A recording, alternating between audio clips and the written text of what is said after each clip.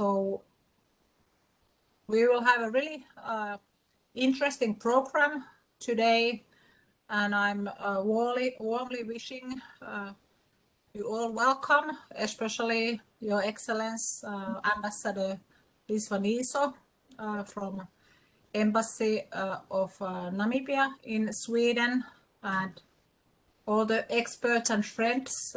So waiting for really fruitful presentations and discussions. And I'm opening with a very short presentation to SMEI project and why the industry academy cooperation is so important to have a competitive marine sector. So I hope you can see the PowerPoint. Yes. Yeah. Yes. Yeah. Just a few points very quickly on SMEI project and the work we are doing. So SMEI project has been ongoing from 2018 and has been already very successful. Of course, COVID-19 has been hitting also our project and cooperation heavily, but we have many opportunities for the cooperation. And very shortly, what SMEI project is about, that the main theme has been the maritime cluster and supporting small and medium-sized enterprises entering to Southern African markets using Namibia as a stable entry point. And we are having companies from Finland, Estonia, Latvia, and Sweden. And we have 3 countries. Namibia has been the main target, as well as South Africa and Zambia. And the themes have been and are shipbuilding, maritime and logistics, renewable energy, automation, and ICT. So marine activities have been the key from the beginning, but also the themes can be used in a wider context in different industrial environments in the target markets. And if I have to say like 3 main themes, it's about the business, it's about the cooperation and so, but I would highlight that our work is fact-based, result-oriented, and we are leading the work for sustainability. And we have had a lot of activities in the project. We have a website, and one key thing from our side, because it's an European Union funded project, is that there's really business cooperation. So far there has been already 6 sales, as well as 2 joint ventures in Namibia and Zambia. And here's just an example of how our delegations are built. So that's the 2019 very large delegation with 33 companies. So really doing business together.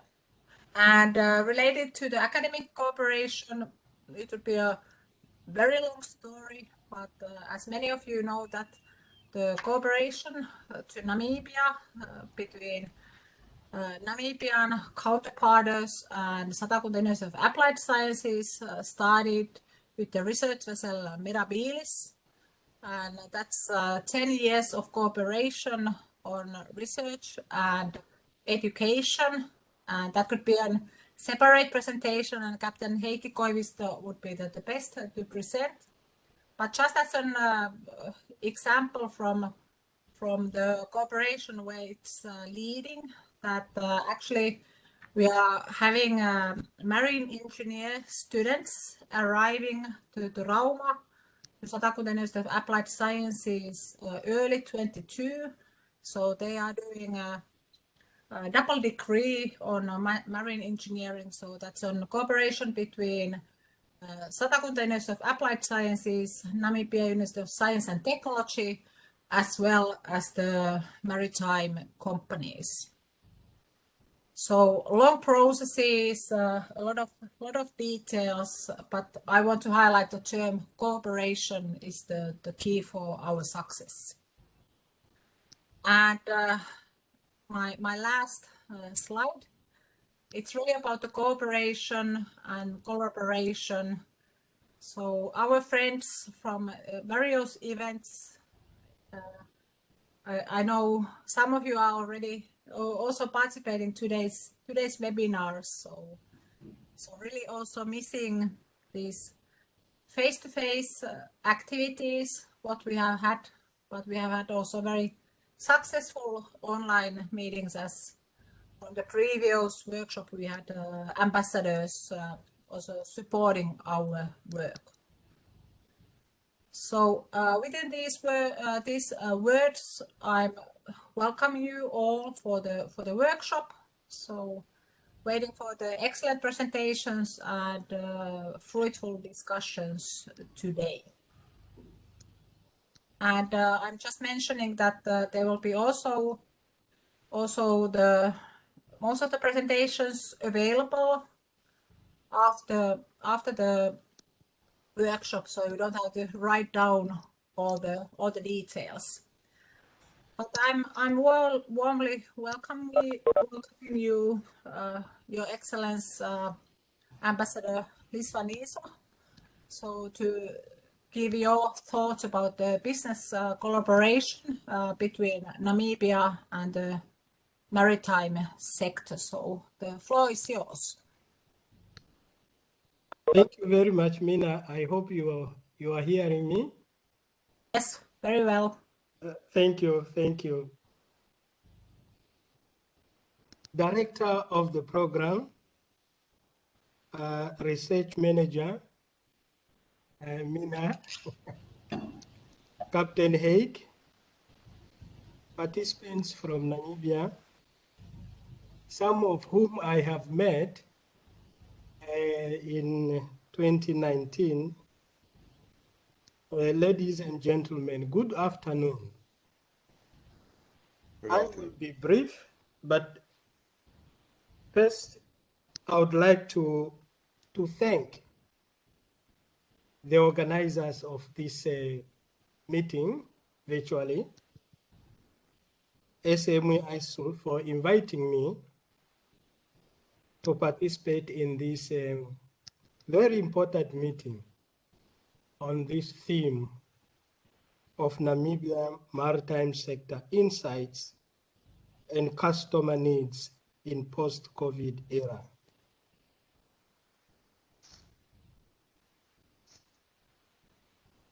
Indeed, the pandemic has destroyed most of our infrastructure, particularly in the area of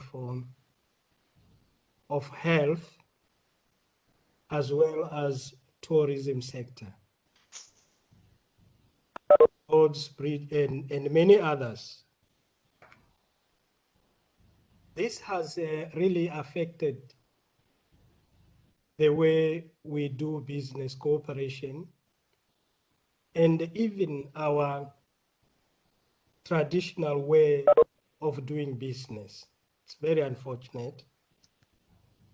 But I strongly believe sooner or later, we shall have to live with this pandemic, and it will be soon be a thing of the past. As I said last time when we met, virtually, indeed, I really appreciated, and I'm still humbled that every time you organize a meeting, you think about the Embassy of the Republic of Namibia in Sweden. I thank you really for this. Last time, I indicated to you that we are organizing a high-level visit to Sweden. This high-level visit was supposed to take place in 2020, but due to the pandemic, it was postponed. And now we have renewed the request, of which both countries are considering. That is Norway and Sweden.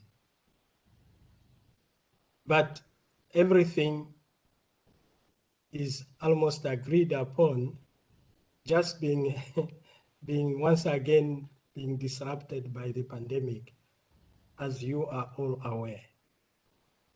So when these things will materialize, this visit will materialize, definitely you will be part of the business seminar in Sweden, as we did with you in 2019, when we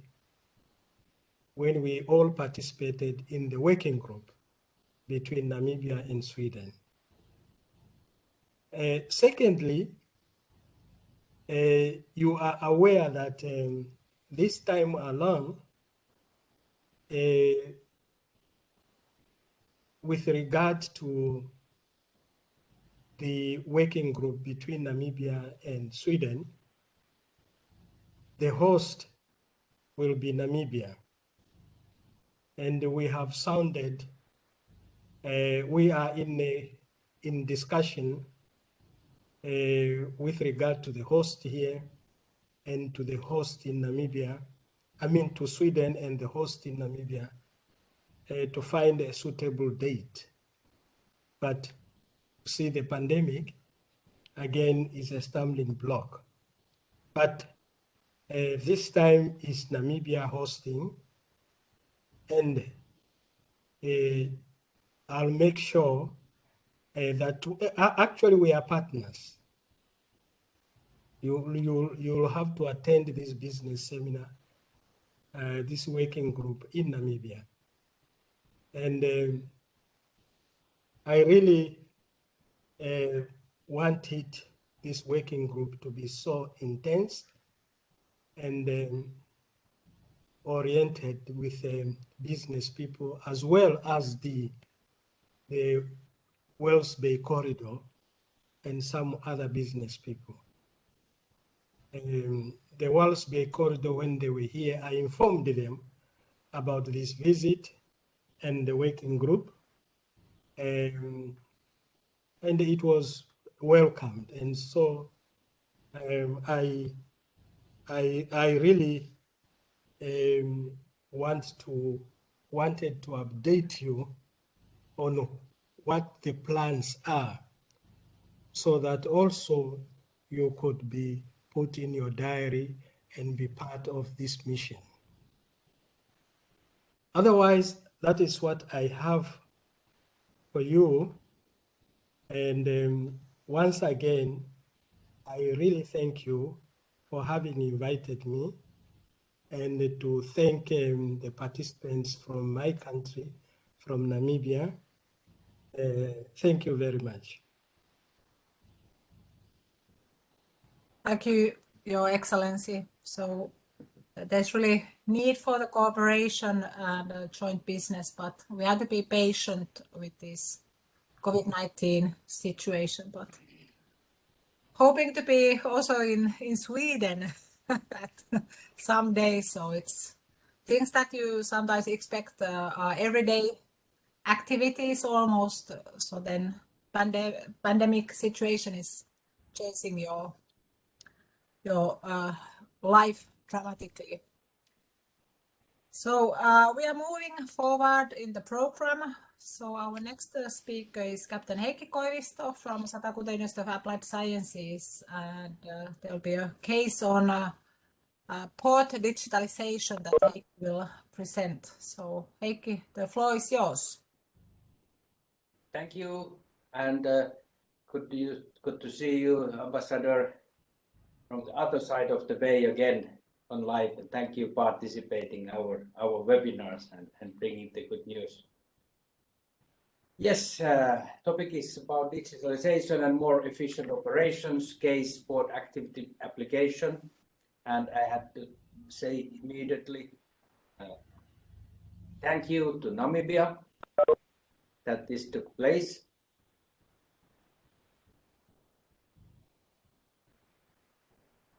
As the idea was invented during the European Maritime Day 2016 in Turku, Finland, and there was a big business delegation arranged by Namibia Chamber of Commerce, and maybe ambassador can see at least the former ambassador in Finland and Latvia and Estonia, Excellency Boni Haufiku is on the front row, but we had a lot of excellent businessmen with excellent ideas, and many of those ideas had been carried ever since over these decades, years, so that that played so important role for this digitalization, because we had time to discuss, and then Dr. Minna invented this project, and we met our Swedish counterpart.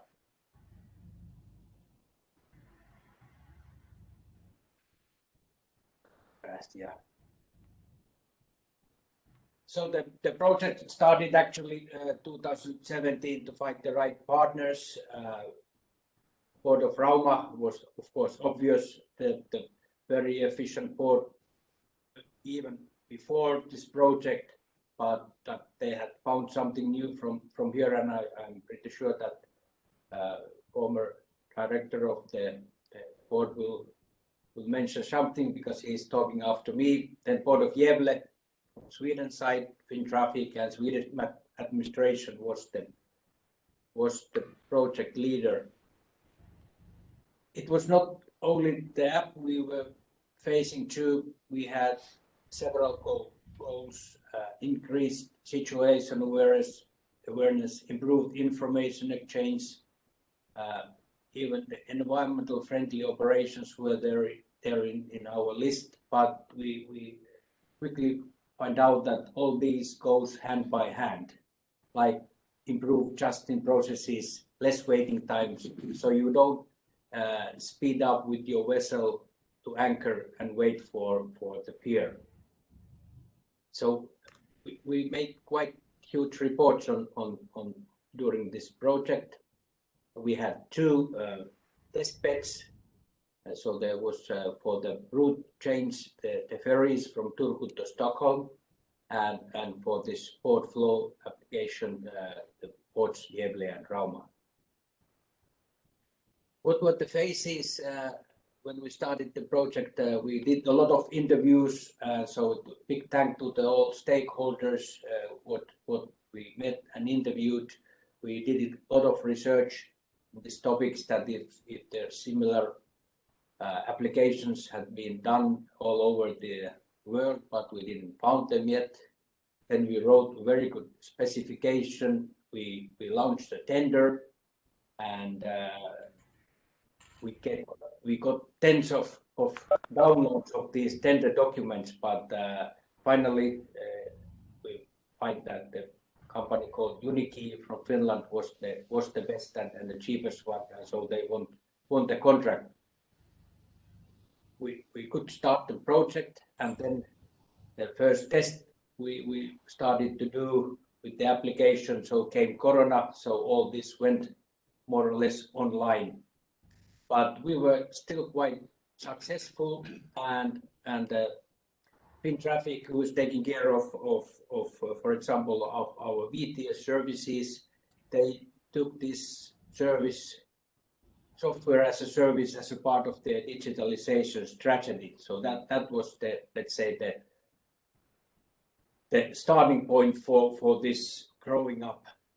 So here are some screenshots. So how it goes on the mobile application. I have it on my mobile phone. And that was our very base idea, that it must be very simple, easy to handle, and it's easy to carry the phone with you nowadays we have these kind of port fence areas, so we can see approaching vessels, also departing vessels, what's the situation from the map. And here I took some screenshots from the Baltic Bright ship. Here's also from the gate. So there's also this hinterland logistics site from the land side. But with the Baltic Bright, we had the regular line to Rauma.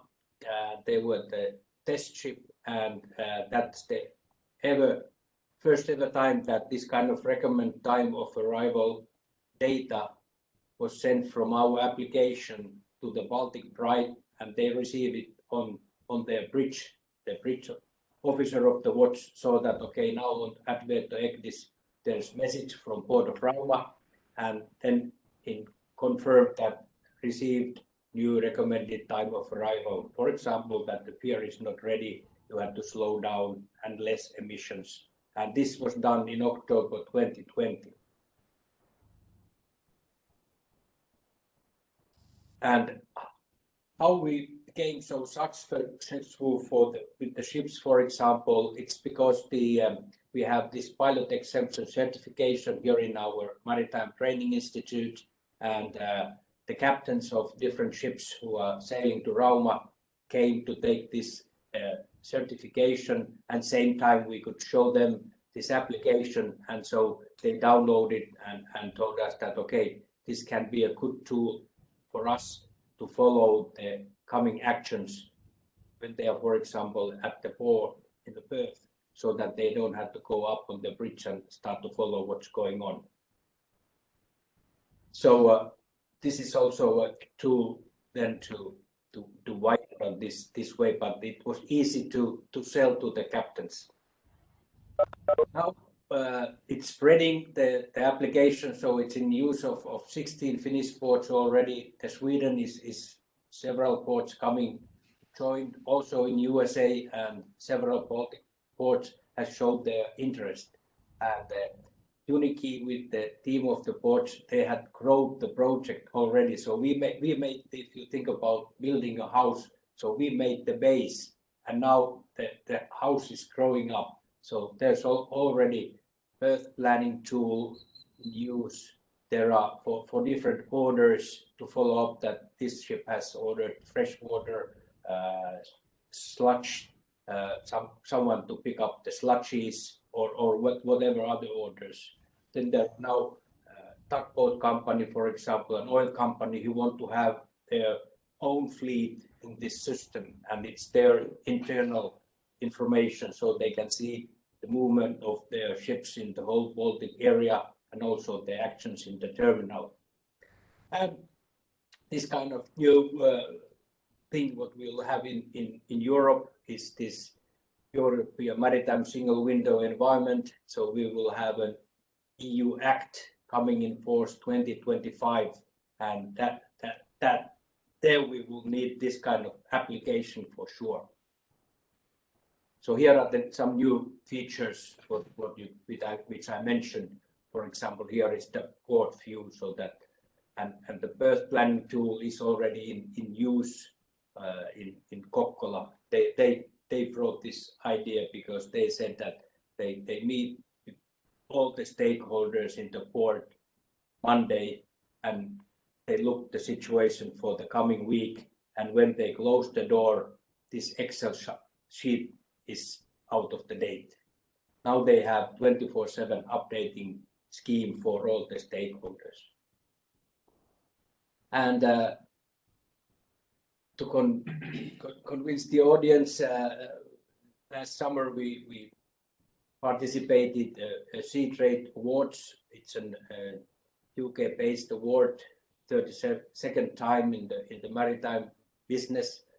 And we participate the Port and Terminal Digital Technology Award with this application, and we got shortlisted, and with the totally five finalists, we got, let's say, second place, highly commended for this application. So we are, let's say, seen on the big screens also. but more or less this is my presentation. So thank you for listening, and I will now give the floor to the Hannu Asumalahti, who is nowadays few weeks still the senior advisor for the Port of Rauma, looking how can the port operations look like in the future. So, Your Excellency, ladies and gentlemen, good afternoon from my side as well. So I'm gonna try to share my wait a moment, my presentation. Share. And is it now visible to? Yeah, we can see. So now. So my name is Hannu Asumalahti, as Mr. Koivisto mentioned, and now working a couple of days as senior advisor for Port of Rauma. I have wide experience of port business because I have been the managing director and port director of Port of Rauma more than 20 years. But now, as 1st of January, I'm going to retire. But anyway, my experience will be available after that as well. So beyond the COVID pandemic, the port should pay attention to certain things. I plan to stay in quite general level because of course it's interesting to see what kind of situation it's in the future, but there are certain things I think one should focus on. First of all, that's not surprise that it's the climate change. Second one is digitalization and automatization. And third one is the occupational health and safety. And I think these things prepares us to meet the future demands. Climate change, of course. There are several effects to port business. And one is that the severe weather conditions and possible rise of sea water level may harm or destroy harbor infrastructure. And we have to be prepared. That's a big challenge. Big investments may be needed, but it's very important that you take care of that. The second one is that the demand of renewable energy and raw materials creates new business opportunities to the ports. But on the other hand, it ruins the business related to fossil resources. We know that in big ports there are several power plants, refineries, oil and coal terminals, etc. And what will be the destiny of those big players in the port? It's very interesting. Of course, the way to the renewables will be long. I believe it takes decades, but one should keep in mind that in 20, 30, 40, 50 years, there will be very few business related to the fossil resources. Then the alternative fuel supply to ships and working machines created costs to the ports as well. And of course, new risks. For example, hydrogen is highly explosive. Ammonia is dangerous goods, etc. But anyway, I believe that in next or this decade, you have to prepare to serve ships which use ammonia, which use hydrogen and such kind of things, and it makes big challenges to the harbor areas as well to handle those things without risks. And then a lot of regulation will come, and it means that ports in all over the world they have to adopt a lot of climate regulation from international, let's say IMO level, but more or less national and local level. For example, Europe, especially European Union, will be in first row to adopt those new regulation, and IMO is because of the big shipping owners countries a little bit behind, but believe or not, there will be a lot of new regulation, and they might cause a lot of costs as well. For example, serving shoreside power supply and so on. Then the digitalization and automatization. I believe that automatization is the key to further improvement of terminal efficiency and effectiveness. And it should be implemented to medium-sized terminals as well, because we know that today the automatization is more or less for the big ports, big terminals. But we have to find new ways to take it use in at least in medium-sized terminal. And we should do it step by step. It might be different from the big ones, but there should be some things we can go on. And digitalization is an essential part of that automatization and sometimes quite natural first step to improvements. And the real problem is that we have to keep in mind that the continuity of data flows across the entire supply chain. So the whole supply chain must be involved in these processes.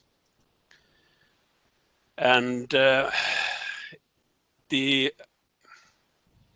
digitalization and maritime supply chain and associated effects are a broad field that requires cooperation between all parties.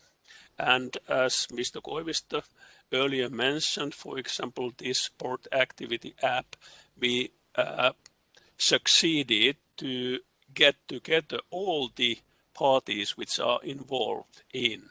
And that was one of the key success factors. Because if you do it by yourself or in a very narrow group, so I believe that there is no way to succeed in such kind of things.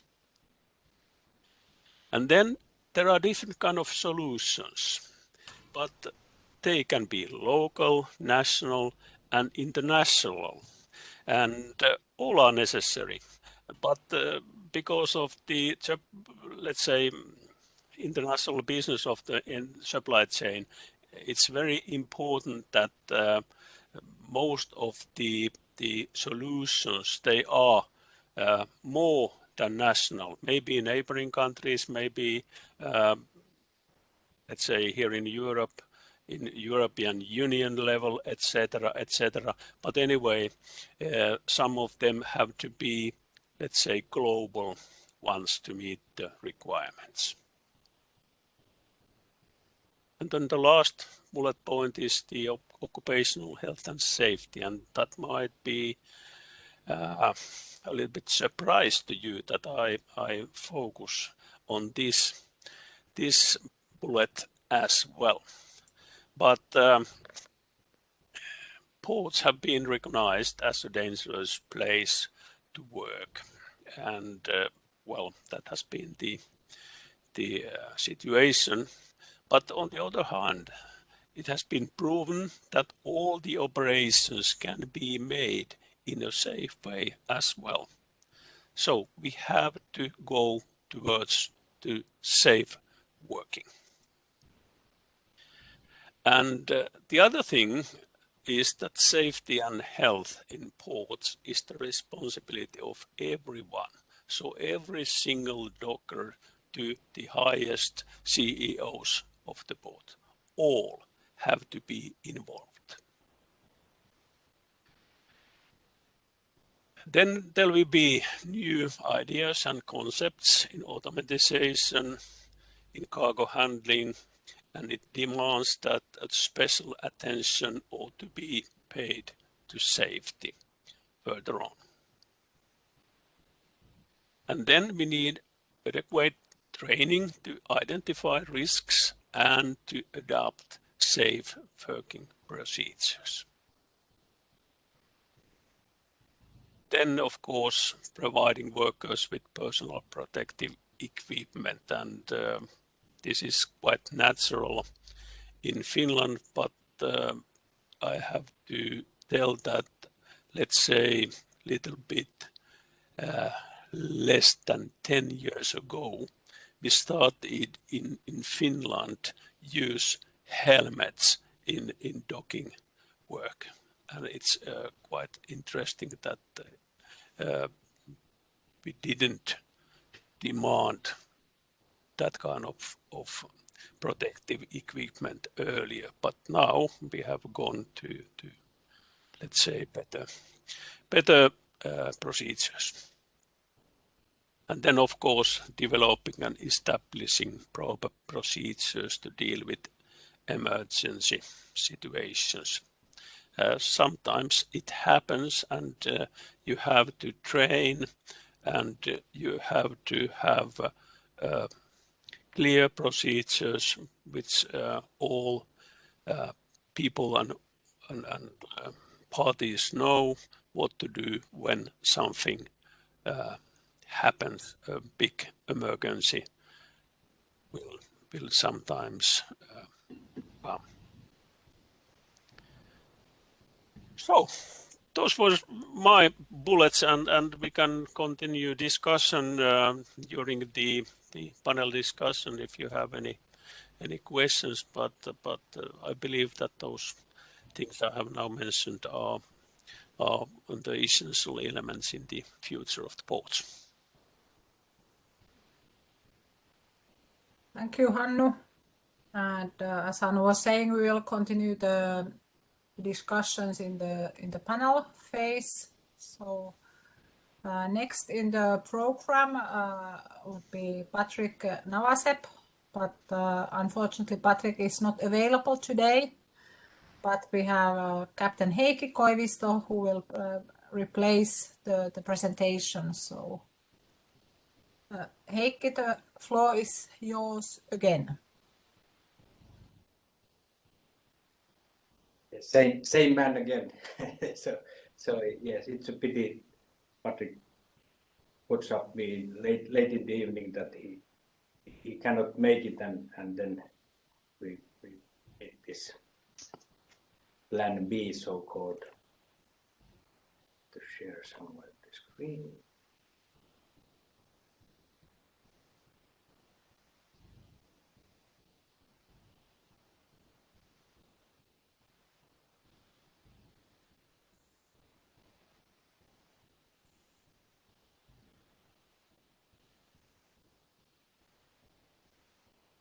Yeah, it's good to be with the colleague on the same room that I can check from immediately from the other screen that is it visible.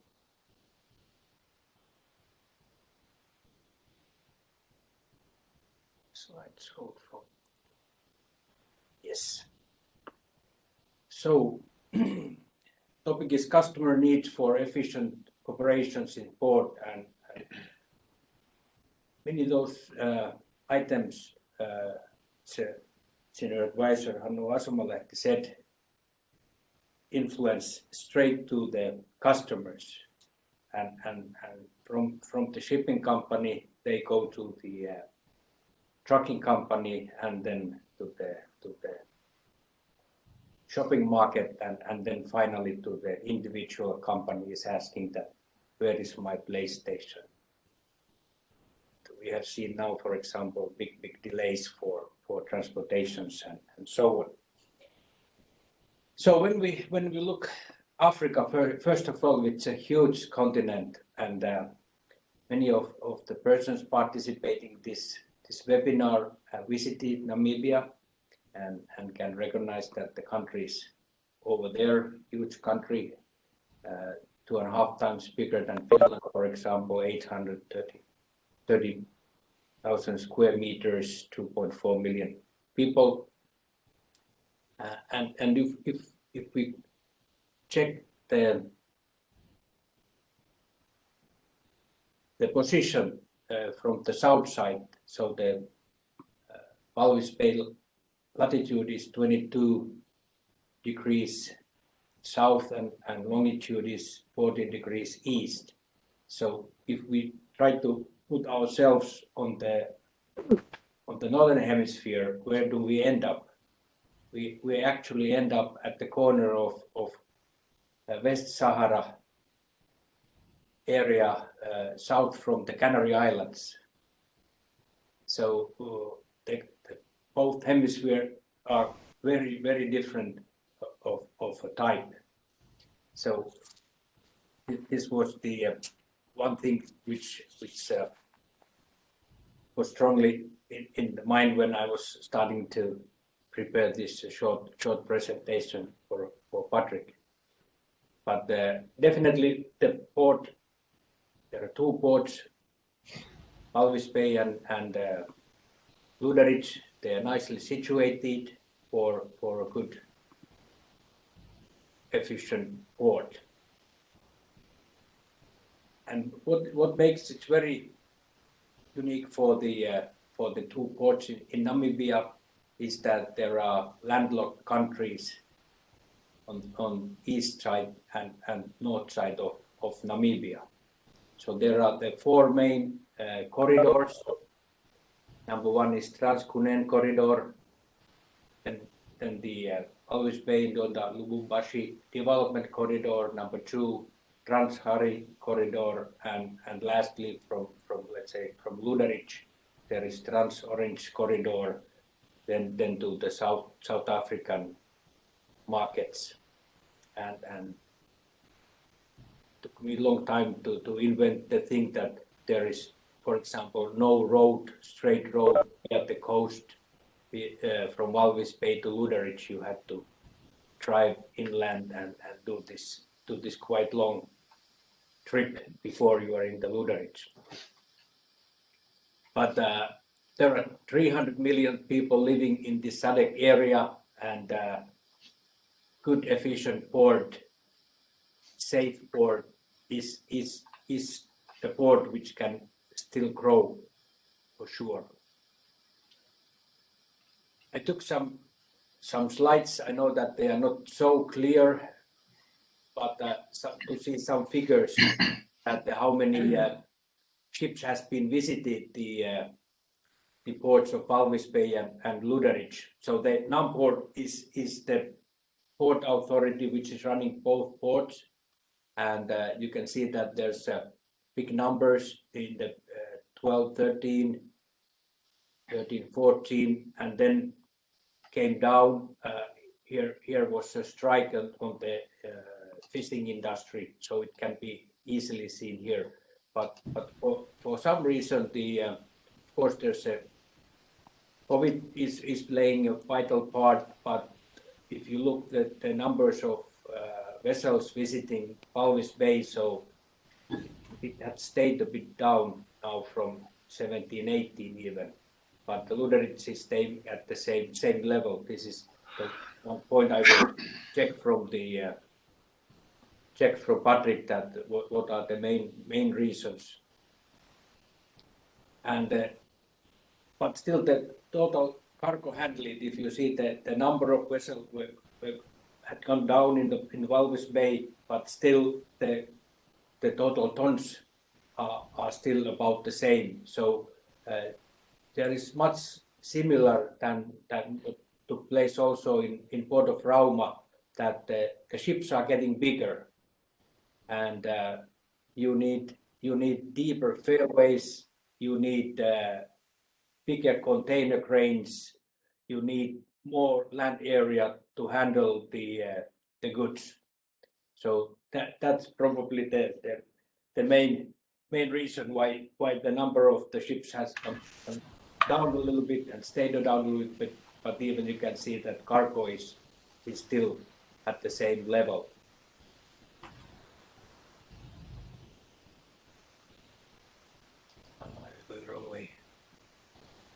Then a night photo from port of Walvis Bay. In Finland, we have installed many in many ports this kind of measuring units that if there is no movement in certain port area, so the lights will go down, keeping just the minimum lights. And according to my knowledge, that had given a quite big savings for the electricity bill, so that you can get that investment easily back. And of course, this is some kind of light emissions also that can be then taken down a little bit. I saw that Dr. Minna had the same photo. This is from our last visit in Walvis Bay Numport office. Patrick is here there in the middle over here, and we had big plans, but Corona changed them a little bit. But I think we will continue with the project and hopefully can take some of the projects till to the goal.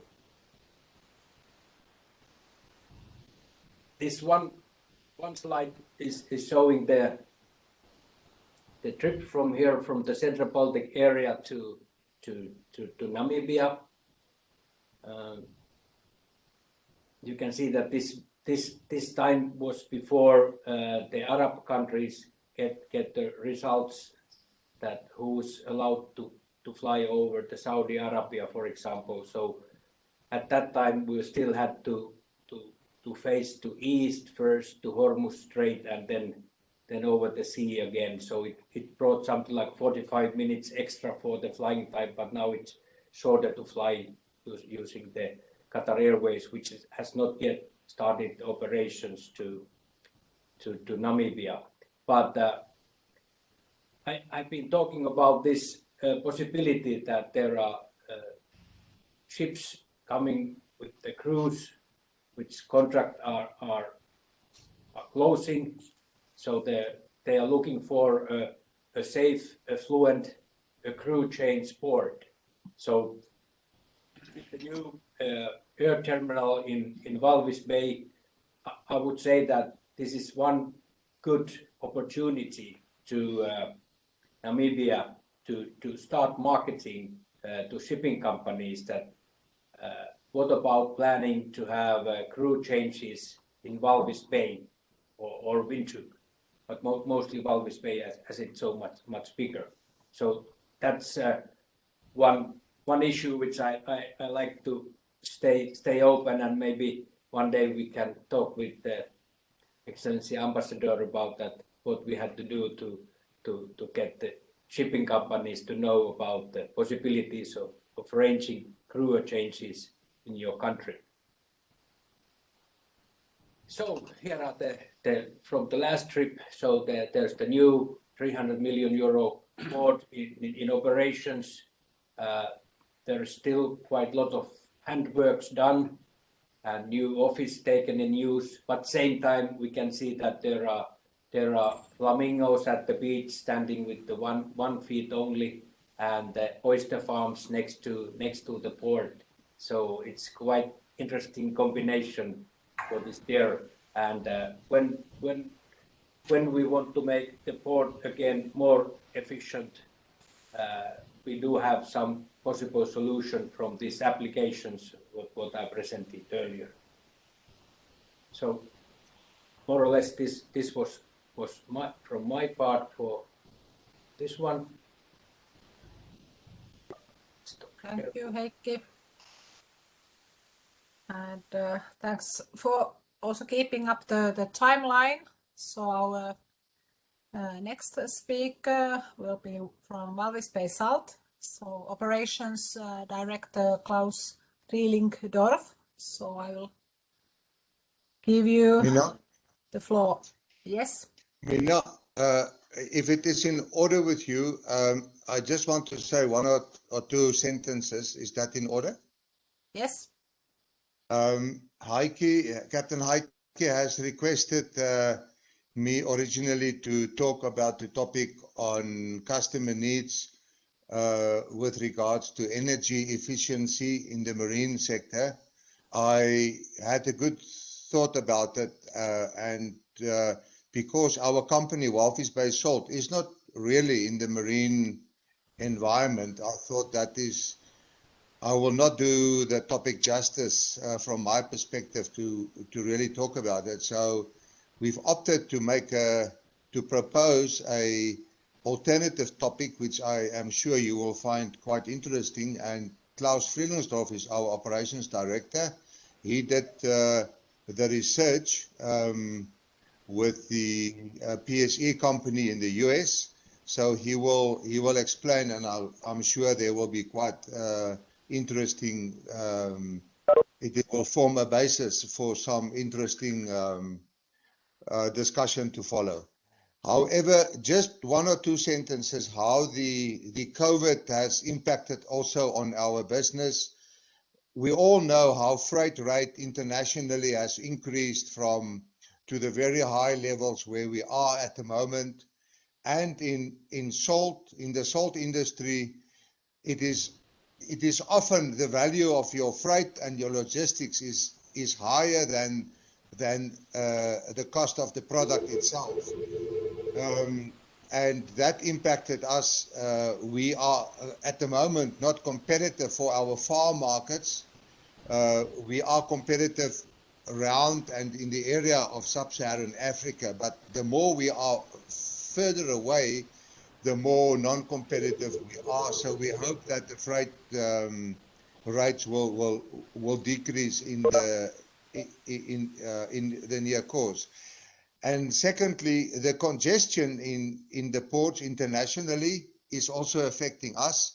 The businesses we are trying to export on, quite often we sit with a situation where our vessel arrives at the destination and then due to congestion it can't offload, and with all the issues and all the problems going with that and demurrage and things like that. So we are taking some hard hits on that. However, that's all I want to say. I'm going to hand you over then to Klaus now. Thank you. Thank you, Andrea, and Klaus, the floor is yours. Okay, good afternoon, everybody. I'm just trying to set up my presentation here. So I've switched off my video just to spare some bandwidth.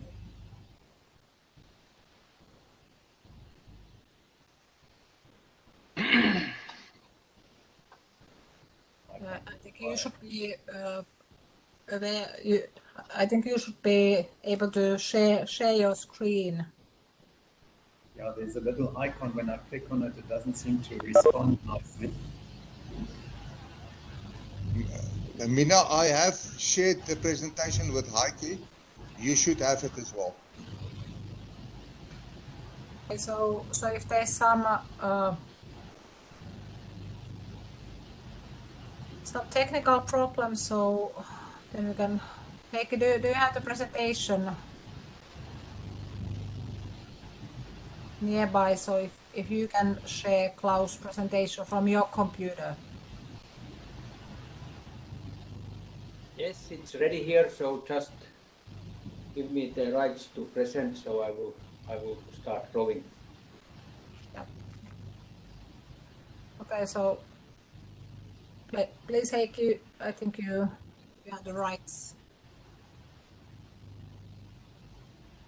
Perfect.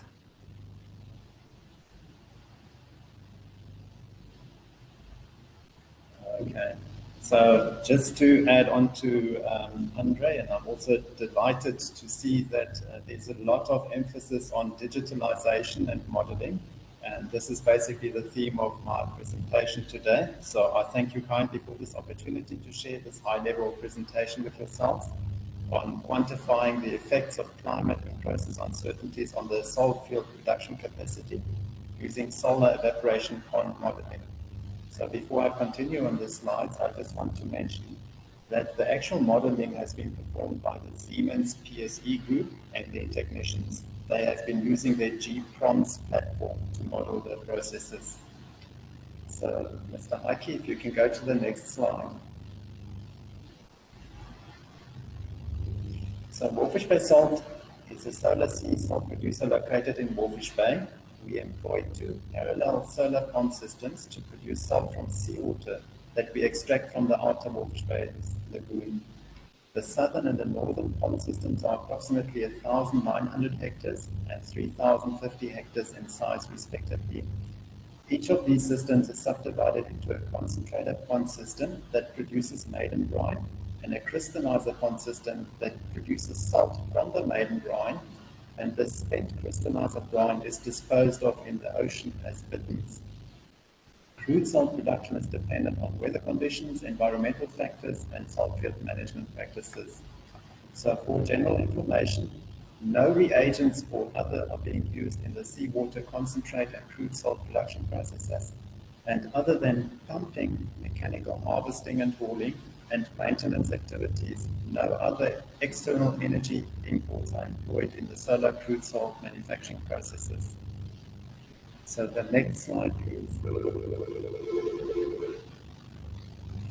Salt manufacturing at Walvis Bay Salt faces many operational challenges. These include uncertainties that introduce uncertainties and inefficiencies.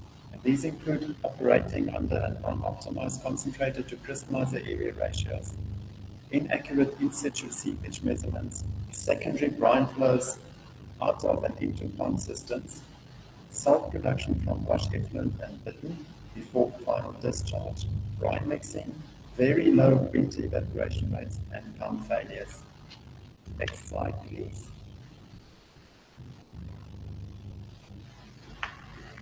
Further, the accuracy of brine flow measurements is affected by cavitation, gypsum scaling, salting, and especially biofouling in our high-volume, low-pressure seawater intake pumps.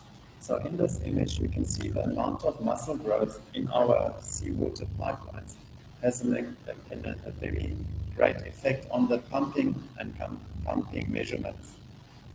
Next slide, please.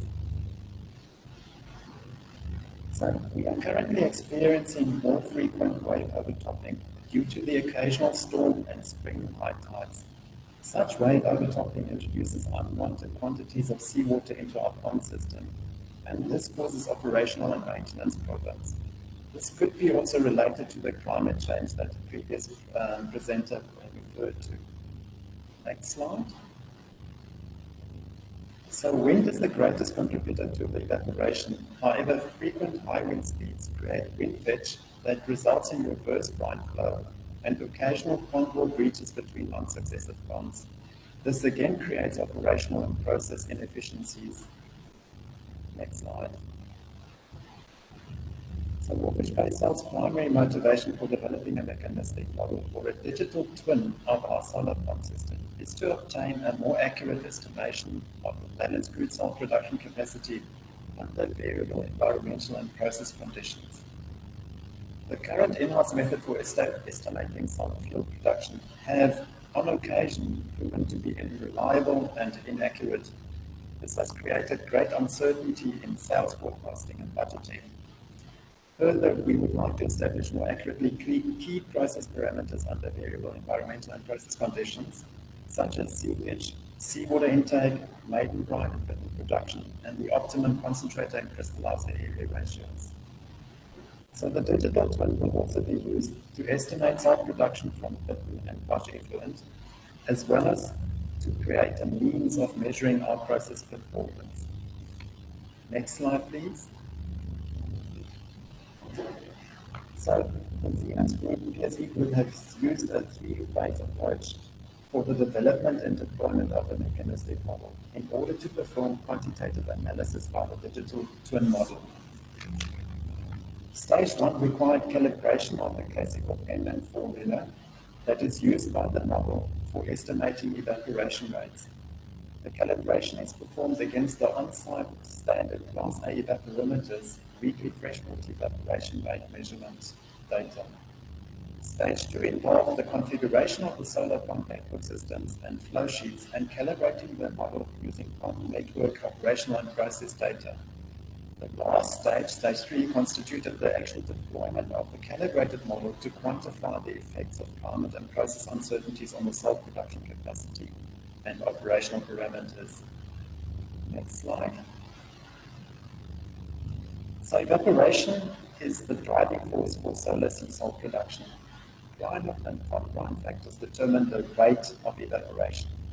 The mechanistic model uses classical Keinänen equation to calculate evaporation using pond-brine data, which is recorded during operations, and climate data, which is captured by our on-site weather stations, such as radiation flux, air temperature, humidity, wind speed, rain, and other.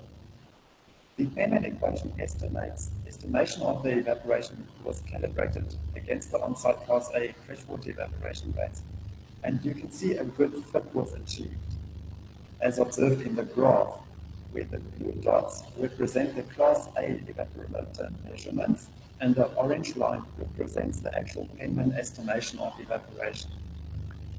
Next slide. The next steps require the modeling of the digital twin from the actual ponds, pond systems, process flows, and pond parameters. Next slide. Individual pond operating parameters and pond characteristics were duplicated in the digital twin, and process flows were captured accordingly. For technical and strategic reasons, it was decided to model the concentrator and crystallizer pond systems separately. Next slide. The key phenomena that were incorporated into the pond modeling and software are water evaporation and water balance, energy balance, salt precipitation and salt dissolution, mass and ion balance, salt harvesting, secondary brine flows out of and into the pond system, as well as entrainment. Next slide, please. So for the concentrator systems, data used for flow sheet setup was the daily climate data from our on-site weather station, monthly seawater flow volumes, and weekly pond brine level measurements by differential GPS. The concentrator flow sheet was calibrated using weekly pond brine specific gravity measurements by densitometer. For the crystallizers, on the other hand, data used for flow sheet setup was daily climate data from the on-site weather station and weekly pond brine measurements. The crystallizer flow sheet was calibrated using weekly specific gravity measurements by densitometer and monthly pond salt growth level measurements by differential GPS. Next slide. So during the calibration phase, it was discovered that data quality on occasion was poor due to missing data, very high variance in the data, and inaccurate measurements. So the data was reworked by filtering data, consolidating data, and also collecting additional data points and applying the Wolfish-based operational knowledge to the data. The result of the data cleaning was that the model calibration achieved statistically acceptable accuracy that is crucial for the next phase of the modeling, which is model deployment. So on the southern concentrator calibration graphs that you can see, the orange dots represent the actual measured data in the field, and the blue line represents the model predictions. And you can observe that where the model predictions have been deployed, there's reasonably good fit. Next slide, please. So the purpose of the model deployment was to address process challenges such as resolving pond seepage values, estimating salt field production under variable environmental process conditions, and estimating the optimum concentrated to crystallizer area ratios. Model deliverables for the concentrator system was an estimate of the seawater intake volume and main line production volume under variable sea pitch and evaporation rates. The model deliverables for the crystallizer systems was an estimation of the salt production and liquids production under variable evaporation rates only. Next slide, please. So these are the results of the model predictions for the cycle concentrator system, main line production and seawater intake volumes under the variable sea pitch and evaporation rates. So the grey line represents our most likely sea pitch scenario, and that is plotted against the variable evaporation rates. Next slide, please. So these are the results of the model predictions for the crystallizer system, salt production and bitter volume discharge under variable evaporation rates only, because seepage in the crystallizer system is only a very negligible factor. Next slide, please. So I think I skipped one slide, but so the immediate benefit that Walvis Bay Salt obtained from this mechanistic modeling of our solar saltfield system is the confirmation that our in-house methods for estimating salt production under variable environmental and process conditions overestimated salt production by approximately 7.2% at the lower evaporation rate scale and by approximately 1.7% at the higher evaporation rate scale. So in conclusion, the digital twin has now provided us with a more accurate tool for production planning and budgeting. So I thank you kindly for listening.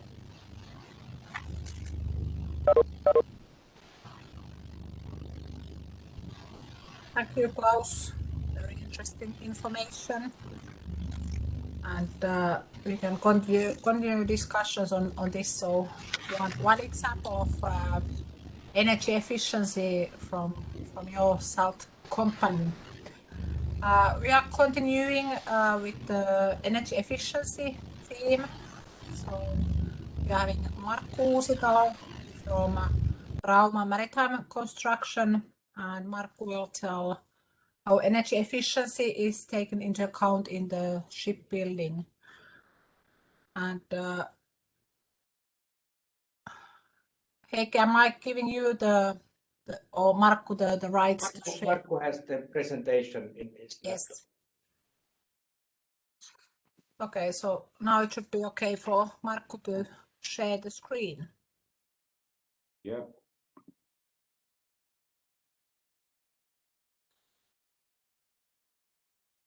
Yeah, and it seems also look okay. So yeah, thank you, Minna, and ladies and gentlemen. My background is so that I'm now the project manager of our TT line project, and be in close cooperation many years with Heikki, and for example, our sea trials has been a very good cooperation points to meet Heikki and realize that where we are. So when Heikki gave me this energy efficiency in shipbuilding, I take the case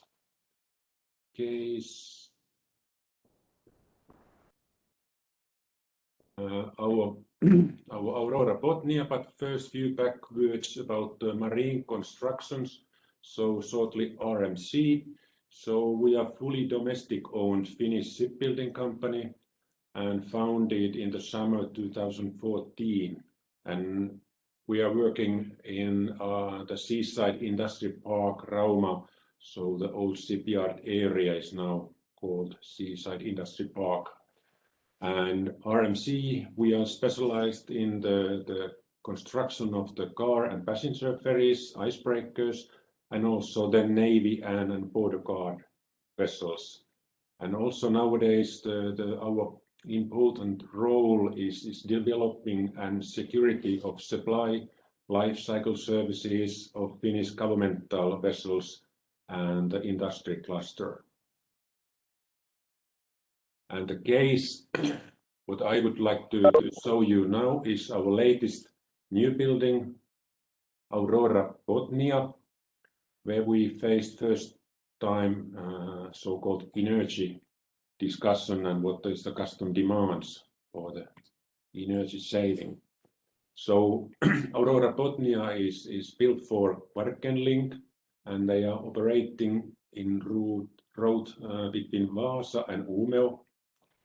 And technically, background for the vessel is so that they have a dual fuel main engines, and LNG is the primary energy. And also the propulsion is electric driven with azimuth thrusters, 2 units there. And then also battery power for port entry and departure functions, peak saving and hotel load and boost power. And also energy recovery and environmental footprint has been in focus during the design. Okay, of course, in Finland, ice class is needed, and the delivery was the 26th of August. So technically, the propulsion and power transmission is in Aurora Botnia, so that the 2 LNG tanks supplied by Wärtsilä, and then also 4 main engines supplied by Wärtsilä, 4 generators, and all these so arranged that 2 main engines are in one compartment and the other is a different compartment. The red ones are the main switchboards, and then propulsion frequency converters. 2 ones are supplying for the ABB azimuth thrusters, but in parallel of generators we have this red or this green battery storage bank, and also there is the battery converters. So via the frequency propulsion board you are able to share and make a decision which energy you are using. And during the design phase it was very detailed measurements of the old ship, how they are using the power. And here is the diagram, for example, the departure from Vaasa harbor. So the blue is showing the total power needed for propulsion, and then this yellow or orange one curve is showing how the electric power is using. So when the departure is taking place, so they connect in parallel the generators and also the batteries. But batteries are the main suppliers during the departure. And in certain place, when you are at open sea, you can how to say, use in the end the battery capacity, so that there is still how to say, capacity, so that if something goes wrong, you are able to stay in battery mode. But open sea is normally, here's the better diagram. So when the blue power is off, so it means that we are in harbor, so only the batteries are then using, but also so that the source supply is connected, so they are able to charge the batteries up to fully loading. And then when it's the time to take a departure, you are starting to consumption the batteries, and in certain time also you are connecting the diesels or gensets in parallel. And then when the gensets are running, they are also using for the propulsion power and also for the charging the batteries. So this curve is showing how the batteries has been calculated and measured what is the right capacity. And as we can see, here is the longest period in Vaasa harbor, where they are there for roughly 4 hours, 3 hours depending the days. So there they are able to stay in battery and source supply all the time. And again the departure batteries is used, and then start the gensets running, and then you are able to load load the battery again fully. And how they are now working, they are running 4 legs per day, and all the results has been so far fine. And still the developing work is going on. What is the best mode and operating philosophy for the use of batteries instead of LNG use? And then also during the building period, we have to do and update some our own facilities developments and improvements. The first of all, our safety instructions for the LNG and battery use we have to update, and we are now, for example, able to bunkering the LNG in 2 of our Perth key sites, but the bunkering is taken care by lorries. And also, when you have a battery ship, you have to increase your source supply. And what we have done, we have this 690 volts and 2.3 megawatts supply for the shore side. And that is enough to handle of this kind of ship as Aurora Botnia was. Of course, when you are handling the batteries, so you have to take care of the storage and the warehouse. We updated to take care and able to handle the batteries. But then also the heating arrangements and protections during the winter time was quite challenged. So these batteries, they have to be in certain temperature and humidity. So we have to be very carefully during the building period that the ship itself, the conditions are okay for the batteries and so. But the left corner is also for the project itself. So nowadays all the ship owners are very keen to discuss and create some, how to say, the most optimizing vessels for their route. So nowadays the optimizing of hull shape is more or less long and very keen work task for the ship owners. So we are using a CFD calculation and still do also the final test runs in how do you call hull shape tests. And then of course minimize waste energy. So heat and all losses has been now taken care of. Of course, always has been the exhaust gas boilers, but nowadays it's coming more and more heat exchangers for the cooling water lines and ventilation and so on. So this item has been now increased and be more important one for the ship owners. And of course, optimizing machinery layout. So calculating how many pumps and how many meters cables we have to put on board. So try to keep all these values in minimum. And of course, then total energy consumption, that is something which always is during the calculation when we are doing the so-called basic design.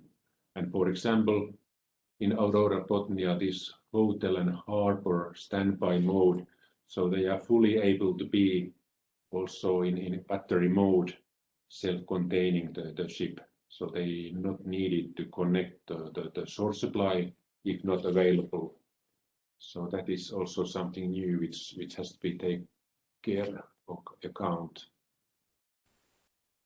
But then the future in shipbuilding and from our side, how we see it now, during the past roughly 30 years and 30 ferries built in Rauma. And if we take now the last 15 years, starting 2008, when the SOLAS 2009 stay valid, and we started from there, cooperation with Color Line, and then Tallink has been with us, many ships. And then 2011 and 12, we faced first time the SRTP, Safety Return to Port regulations, and our P&O ferries were the first ones. And then South African's research vessel, that was the first when we put the full-scale sensor technology on board, and also we were there with them to make a real test run and get the feedbacks from that results. And 2019-18 was our Molslinian, where we faced and put first time the PTI hybrid vessel, and also we have one coast border guard ship called Turva. That was our first LNG hybrid driven vessel, and now the Vaasa line 2021 electric driven battery supplied, 1A super ice class clean design was also the first time with us. And then also Finnish research vessel Aranda, we converted that and now it's a electric driven battery operated, and also fuel cell was first time to prepared. So we make some container place and pipelines that they are able to install the fuel cell there if they want. Now what we are working is the vessel for Tallink, and there's again LNG and electric driven, and in parallel with Tallink we are designing now and have a cooperation with Finnish Navy project called Squadron 2020, and that is in design phase. And in parallel of that Squadron is our TT line ferries, what is my duty today. So the first real ocean going vessel and delivery was for the second one 2024. And how it looks in future, so now has been started to discuss the next generations icebreakers to Finland and Sweden, so-called cooperation icebreaker project. And let's have a look what is the fuel there. So is that then already something else than LNG? We believe that yes, there will be a new generation for that. And here, for example, what we have now looked at locally produced fuel is something which we are now looking very carefully. And for example, Vaasa line, Varken Link, they have now started the project that in Botnia near the Vaasa, they are able to produce by themselves the fuel for the ship. That is something really new and interesting to see what will happen for them and how they are able to create that. And thank you all. So that was the quick review or pre-check what is the shipyard side things looks today. Thank you, Heikki.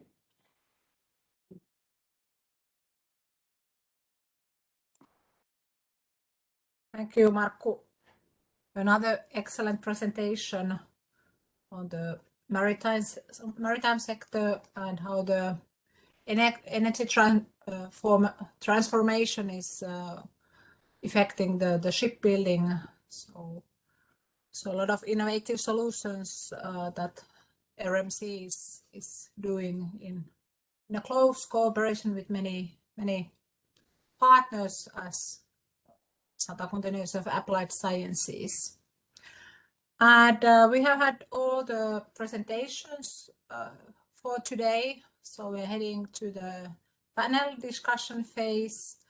But before going deep to the discussions, are there any questions to any of the presenters on any of the presentations you have heard today? So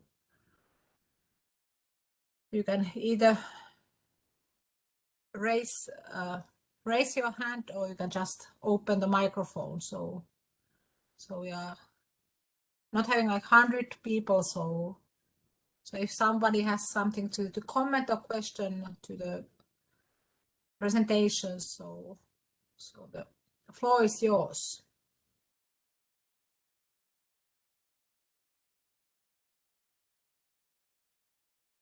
Minna, I'm not, it is Andre here from Namibia. I'm not sure if there will be questions, but one, because the topic of the day is about energy, and I know it is energy in the marine environment. The whole topic on green energy is also a very new and relevant topic, I know, in the world, but also in Namibia. So I'm not sure if in future, to what extent you have expertise in your country, or can the program perhaps in future focus on green energy initiatives or potential synergies, because I think something like that would draw attention to some extent. Yeah, thanks, Andre. A good comment. So I think the green energy and the maritime sector are interlinked in many ways. So the green energy with the Namibia, there's always the discussion on the solar potential of the solar or the wind, but it can be, for example, wave energy that Heikki and me, we have been cooperating in European level, but it can be biomass, or it can be also the production of the green energy locally, whether it's a biomass or something else. Apologies, I think I perhaps did not express myself adequately. If I'm talking green energy, I actually was supposed to say the green hydrogen. That was what I specifically wanted to say. The green hydrogen initiative that is under a lot of discussion at the moment in Namibia. Yeah, I think that would have been in my list. The next one, the green hydrogen it's really potential. There's a huge need of the research work still, but I know that's one option also for the logistic sector as a source of the energy. So that's definitely something that we should and we will study in the near future together. Are there any other questions or comments at this point?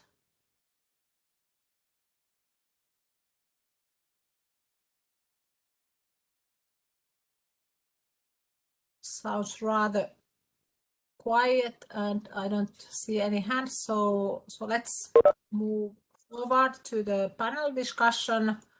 And we have defined that we will discuss today with Rasmus Hirtentreu from Rasman Group, Hannu Asumalahti, who was presenting earlier, and Captain Heikki from SAMK.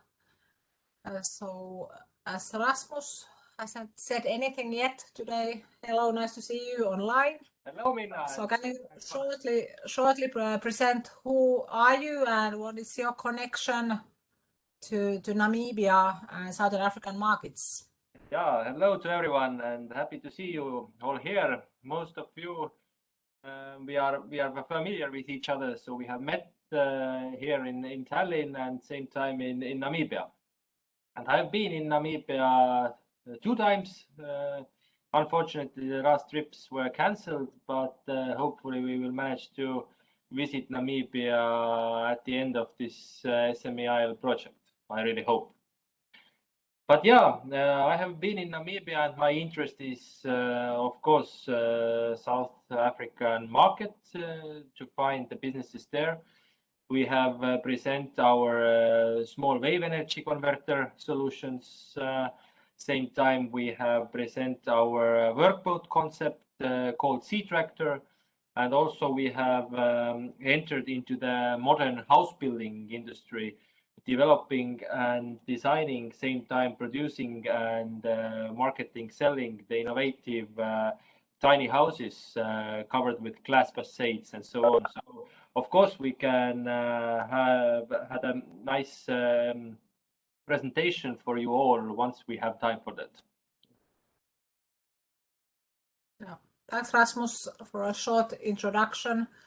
For today's panel discussion, usually we would have the chairs, everyone sitting next to each other, but as we are having the online format today, so I have prepared some questions to Rasmus, Hannu, and Heikki, and especially related for the presentation. So I hope you all will give your comment, so not just the one who has presented. So first of all, Heikki was presenting digitalization opportunities of the ports, this just-in-time arrival concept. So my first question is that is this port activity application something that could be used in Namibian ports or wider in Southern African markets? So please, Heikki, give your opinion on this kind of nice application, but how it should, or should it, or could it interlink for the Southern African markets and especially Namibia? Yes, I'll say definitely so that it should and could, as you asked, that it can be. We have to check the sources of the timestamps. Okay, we can see definitely that there is IS information available. The numport is running the pilotage information, and then there's the gate operation, and I'm pretty sure that when the corona has left, the gate information will be automated, and you can then get the timestamps from there. So it's just in a simple way saying that it is showing the data from different sources in a one mobile phone,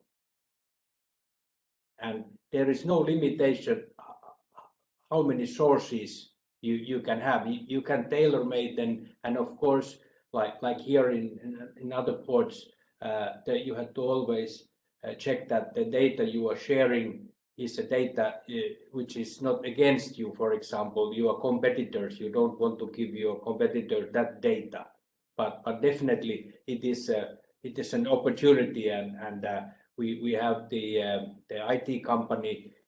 It's interested to travel with the next SMEI business delegation trip to Namibia and let's say make a thorough check for the possibilities. Thank you, Heikki. About Hannu, Port of Rauma has been the other pilot port with this efficient flow project that has been really flourishing. So from the aspect of the ports as one of the key stakeholder for this kind of port activity app, it's saying, so what is the value or what can be challenges with these digital tools? I think always the main challenge is the access to the data sources, and it needs a common will to access. And as Heikki mentioned, there are some part of the data which is sensitive, and then the application should be that kind of that the data is shared different ways, so somebody can see more than the other. For example, there is I think public access to the access at the moment to the data platform, but only very few information can be seen there. But then if you are deeply involved, you can see more, and that's also very important, as Heikki mentioned, that there is no way to access such kind of sensitive data which is related to the customs or some other things. So it's the common will, and that might be a problem when a project somewhere starts, that to find the common will to find the access to the data sources. Thanks, Hannu. Very key thing. Then Rasmus, as I know that you are also a sea captain from the profession, so from an aspect of the captain, so how do you see this kind of both activity apps that is it easy to use globally if needed? Now we have that in Finland and getting to Sweden, but in a global context, how easy is it to use for a captain? Yeah, Minna, good question. First of all, I will add that I'm not the captain of the big ships, I'm the skipper of the yachts. But of course, it's anyway interesting to find out the possibility to expand these kind of innovative software solutions to Africa. I'm not right now very sure, is it very important for Numbord, for example, at the moment? Maybe they struggle with other problems which are maybe most active today. But of course, in the big picture, they should think about taking these kind of innovative solutions to use. And I think that in this case, product developer or developers like Heikki and then you know better how to implement this solution to Numbord, for example. Yeah, maybe Rasmus. Yeah. But from the skipper side or from the captain side, of course, it's always good to have more data than less. So it's important, I think. Yeah, it's always safety first for the maritime sector. I have one more thing in my mind, and I think that kind of application is more important when the ports are very close to each other, because then the changes in other port affects to the next port rapidly. And if the ports are very apart, so there are days between, maybe 2 weeks between, so there are time enough to get the information about the journey and things happen on the open sea, etc. But anyway, if the ports are very close to each other, then it's very important. Yeah, and I would like to add from the skipper and from the yachting side that there are many competitions as well as yacht captains who are cruising all over around the world and have the world trip ongoing. So Namibia could be a very nice entry point for the yachts as well.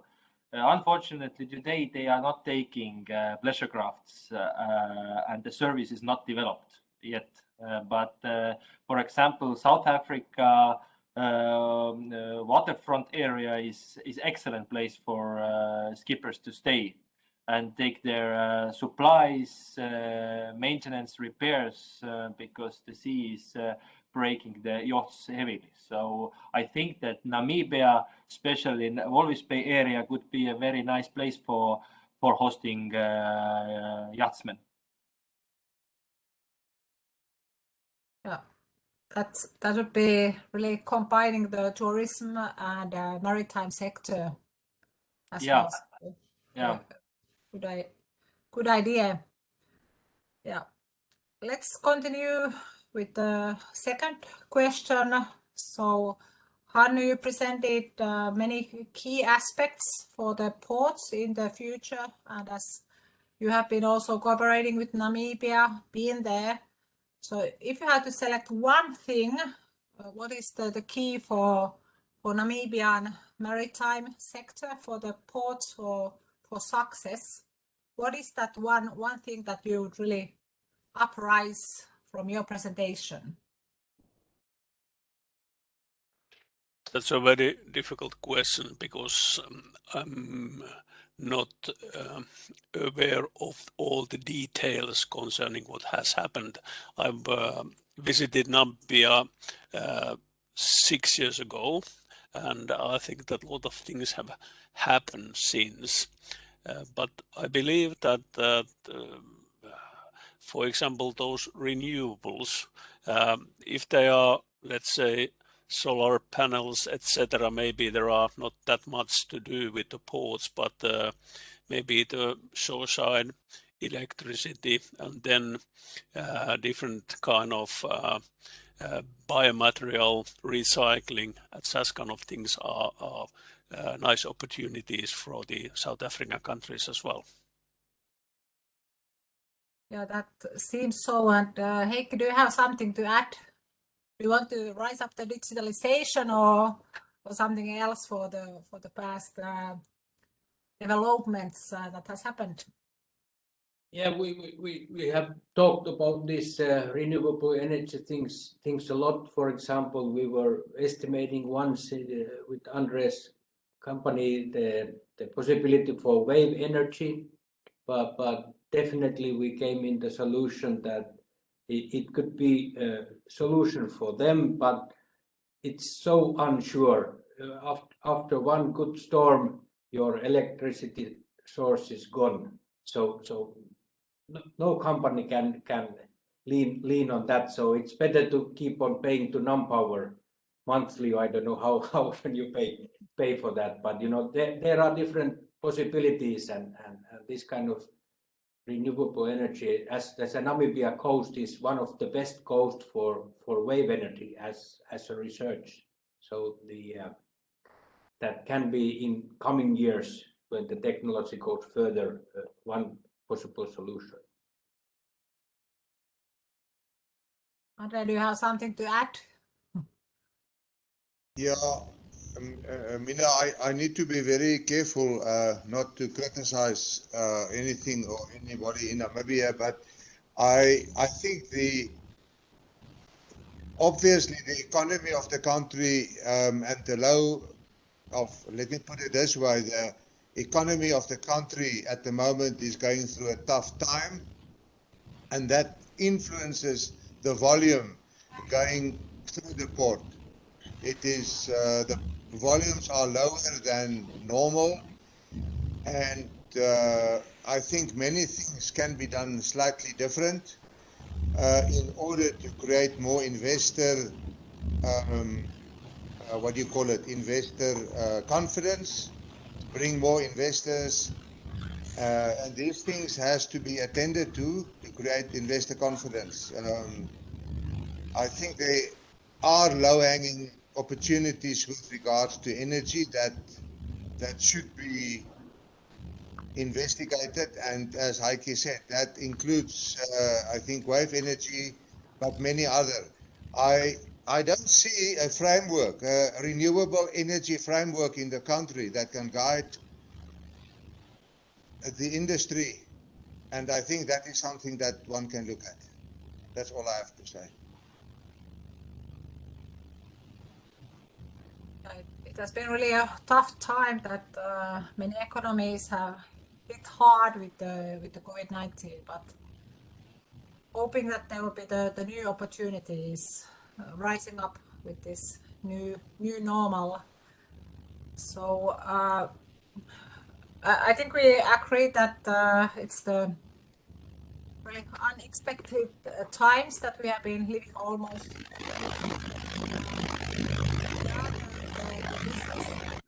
Opportunities, and as in SME, the key are also the small and medium-sized enterprises. So I'm asking from Rasmus that how do you see the business to the Namibia and other Southern African countries? So under this new normal, so what are your expectations or hopes for the near future?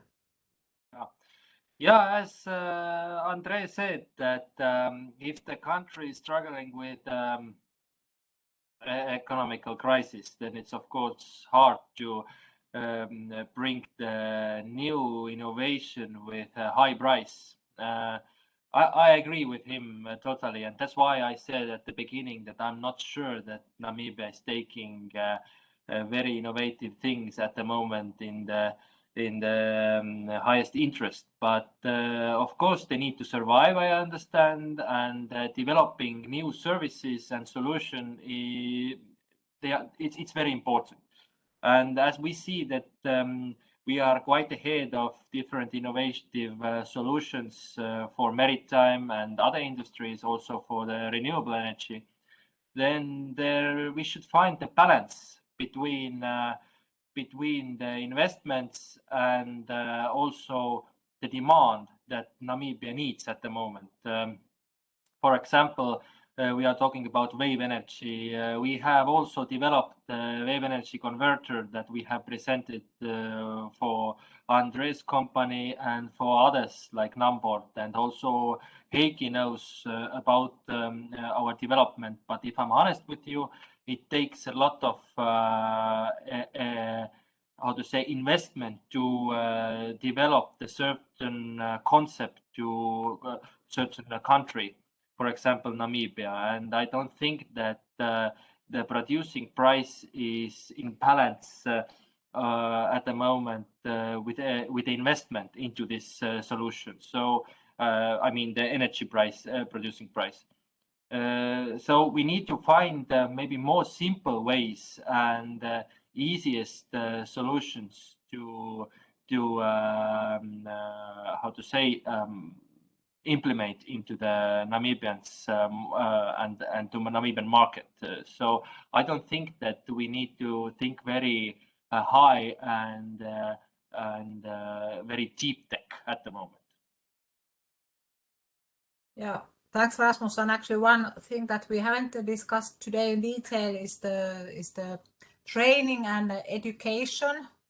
So, what's the role of that part in the business cooperation? So, Heikki, how do you see as a long-term educator that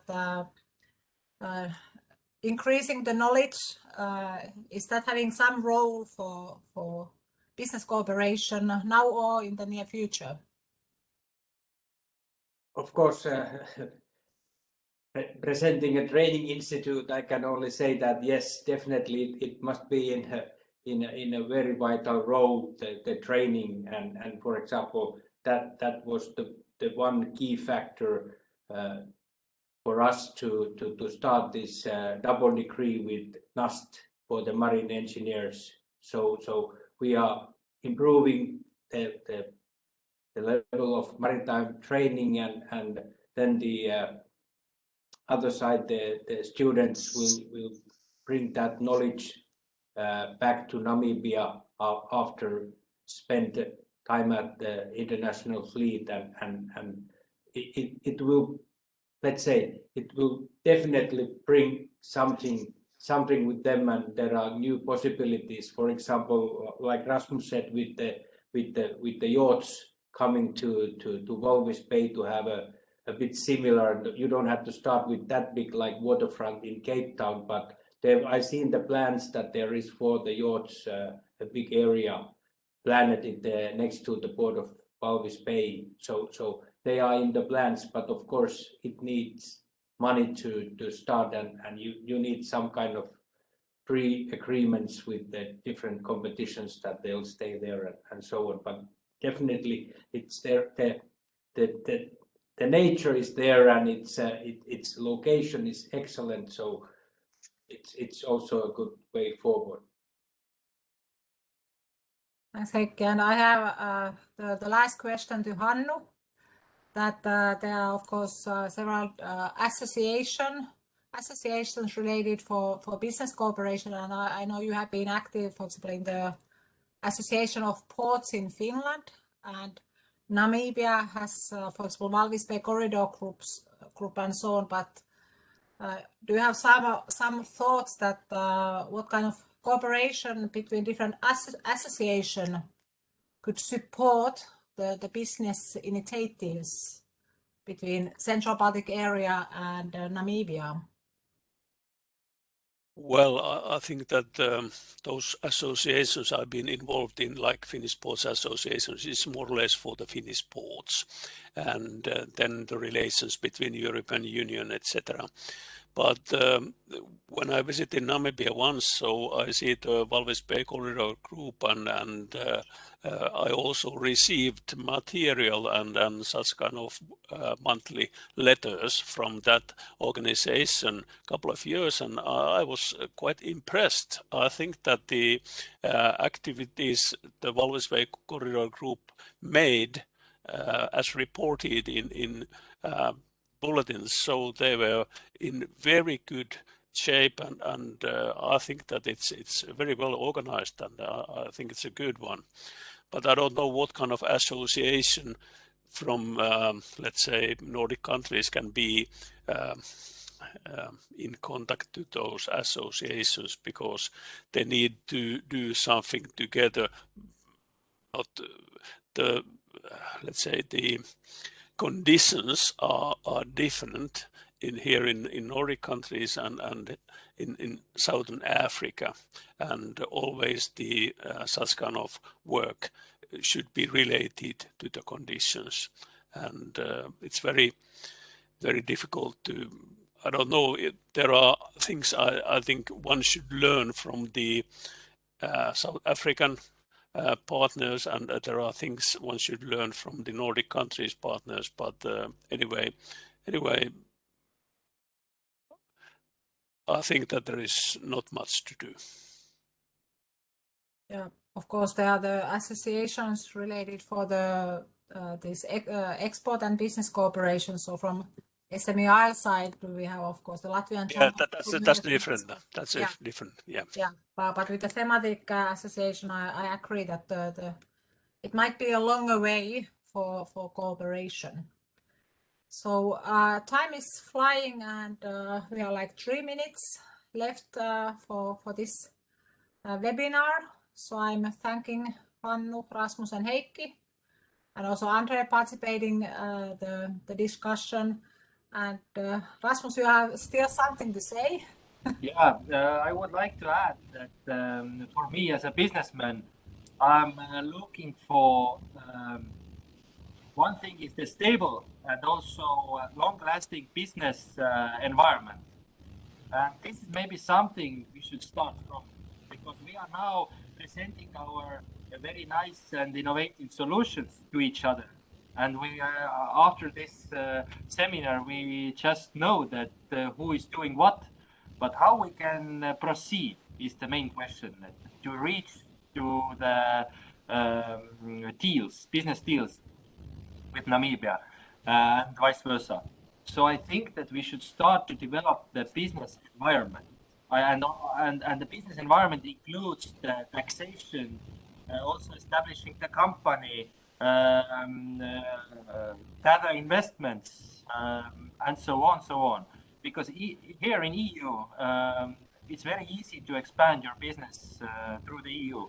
And we have all the supporting programs, funds for that, and so on. Now, if we are talking about Namibia, it's very far away.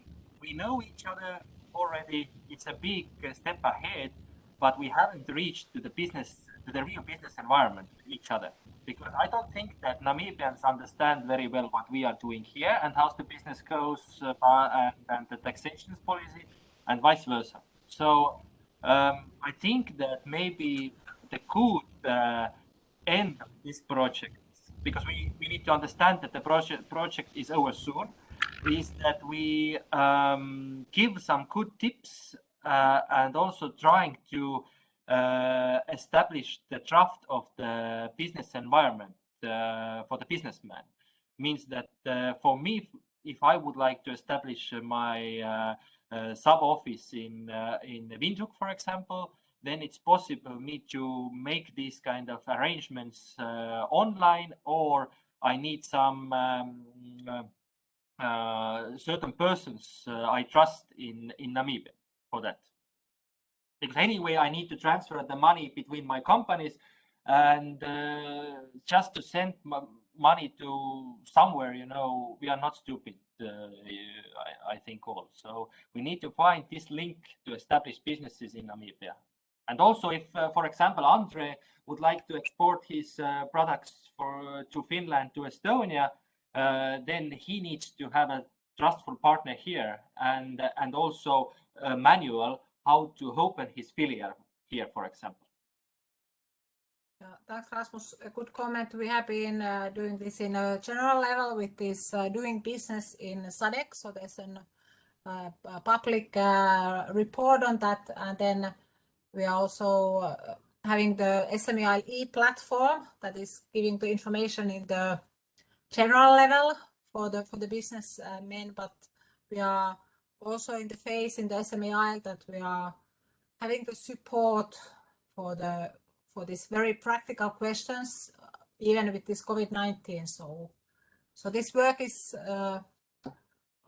uprising. So let's keep in touch, Rasmus, if you have some really specific questions, so how we can support your company and also other companies with these very practical questions in the near. For example, I'm building a mini resort in Estonia using my glass house concept. And of course, I will have a nice looking saunas there. And one sauna could be a salt sauna. So, Andre, I would like to have a good ocean salt from you. Let's develop the scheme how I would get it.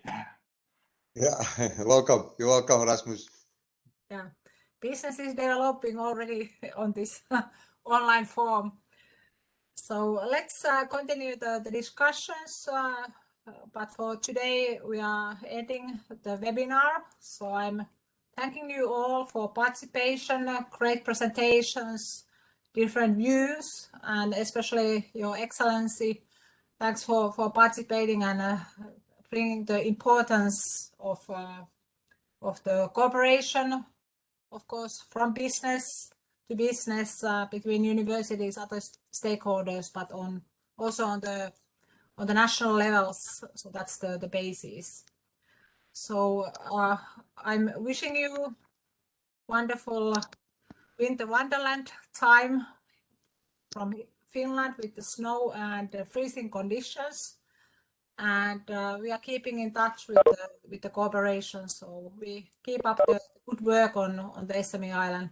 Really hoping to see face to face as soon as possible when COVID-19 gives us that possibility. So thank you and keep safe and healthy. Thank you. Thank you very much. Nice to see Thank you. Christmas and Bye-bye. Happy New Year.